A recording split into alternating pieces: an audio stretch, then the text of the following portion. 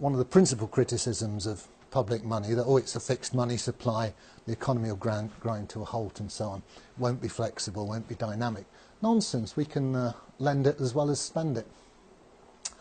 So in that case, we add on these two new money flows. The state lends it to, well, we don't want to lend it to any Tom, Dick or Harry perhaps. We want credit-worthy, what we might call principal borrowers. Typically a bank. And the banks could perhaps participate in reverse auction. The state could say, well, here's 100 billion new money, we're going to lend it to the best bids. OK, you guys submit your IOUs and we'll choose the best one. So it's a nice free market way of doing it. It has a side effect that wholesale interest rates are set by the market and so on. So don't get fazed by people saying that our money supply is fixed and inflexible. There's other ways of doing it. Obviously the state can lend zero interest to public infrastructure projects as well.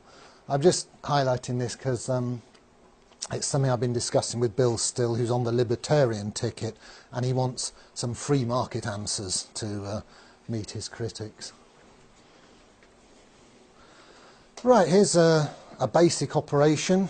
It's how the banks make their profit, among other ways. It's the main way they do it. So banks have this neat way of adding numbers to your loan. You know, you take out a £100,000 mortgage and you look at it in a few months' time, and if you've not been meeting all your payments, it's suddenly 101,000.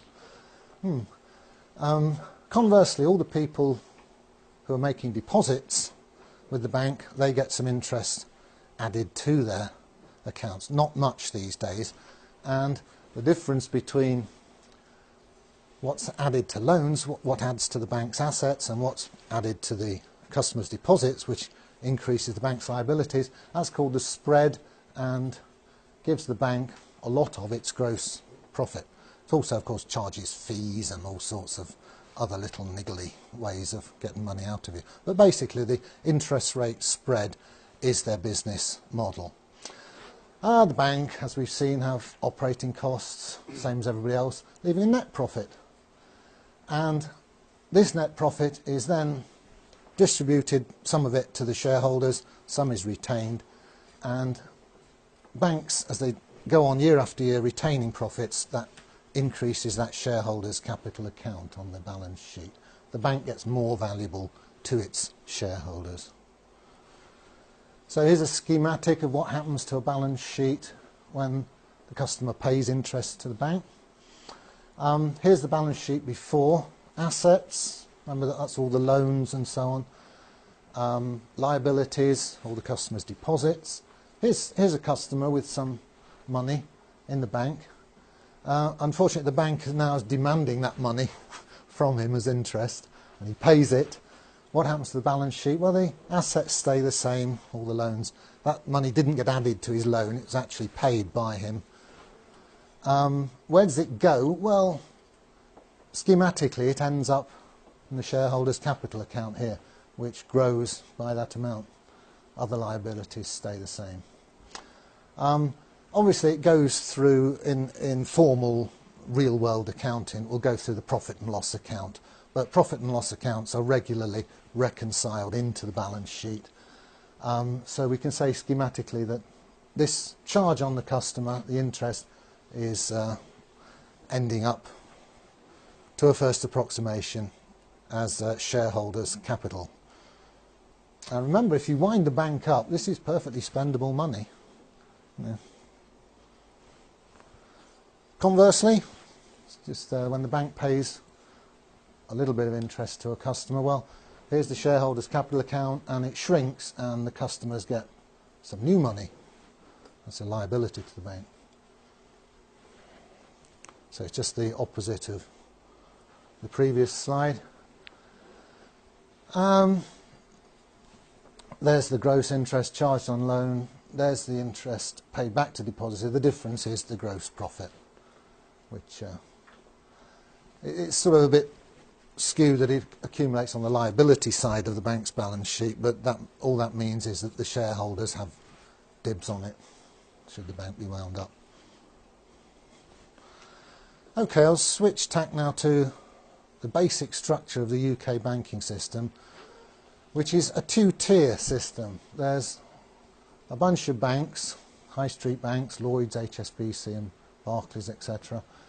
And the customers interface with those commercial banks. We deposit our money there and we take loans from them.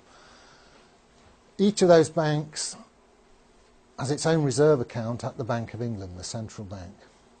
As we'll see, the numbers here that the banks have on their asset sides have different qualities to the numbers here, the ones we get to use, or renter currency.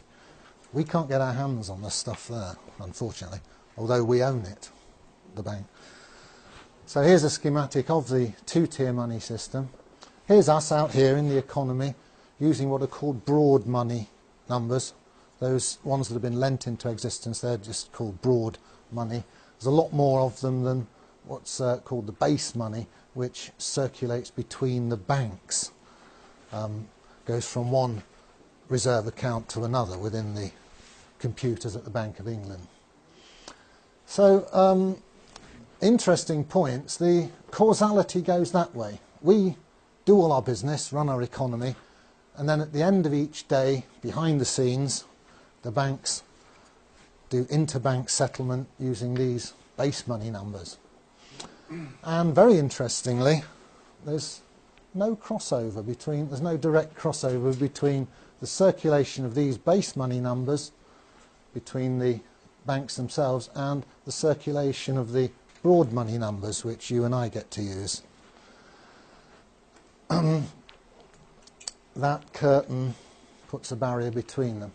There are ways, there are conduits between the two.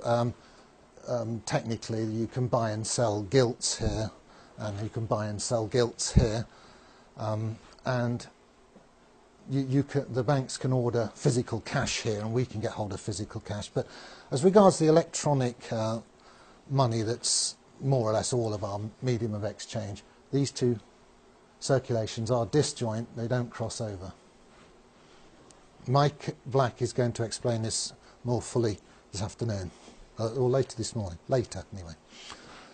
So, here's the overall picture. There's the money numbers that we use.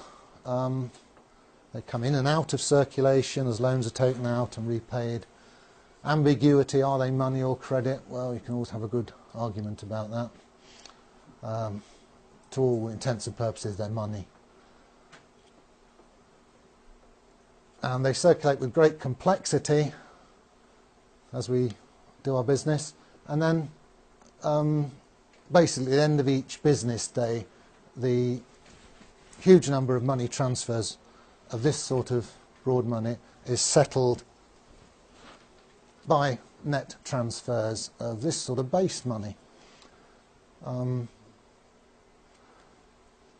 As I said, there's far fewer of these base money numbers. They're internal to the banking system, and crucially they're issued debt-free by the Bank of England. It's been doing quite a lot of that lately with quantitative easing. The more money numbers you have in this part of the system, the more easily the banks can settle their differences at the end of each day, because they don't always actually transfer the numbers to each other. Sometimes they have to lend them to each other, and of course then you've got to trust that the bank you're lending to is going to pay you back, and if they look a bit shaky, you're a bit more reluctant to lend to them. So it's quite complicated what goes on here, the inner workings of the system. I like to think of it like this. Because of the disconnect between the two circulations, we're almost moving to a system where we the people, the users, get to use these funny money numbers, and the guys running the system are settling up between themselves at the end of each business day using these other numbers.